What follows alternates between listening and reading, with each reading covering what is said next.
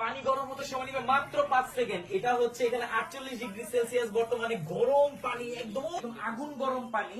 এখন আমরা এই যে এদিকে যদি ঘোরাই তাহলে এদিকে ঠান্ডা পানি বের হবে, এদিকে ঘোরালেই হ্যাঁ মোটামুটি ভালোই গরম, কিন্তু পানি 44 ডিগ্রি সেলসিয়াসে আছে, অনেক গরম।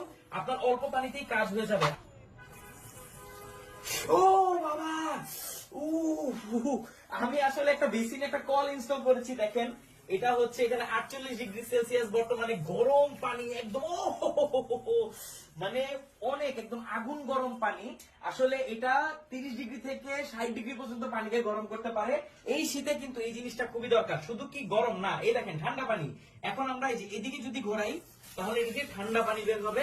আমি হাতে এটা ইউজ করতে পারবো একদম নিশ্চিত। দেখেন আমি কিভাবে ইউজ করছি। হ্যাঁ, কিন্তু এটাকে যখন আমরা যে হিটের, এবার এখানে হিট লেখা আছে, এদিকে ঘোরালেই এই যেখানে মনিটরটা ওপেন হয়ে গেছে দেখেন এখন 44 ডিগ্রি সেলসিয়াস, এটা 60 ডিগ্রি পর্যন্ত যাবে।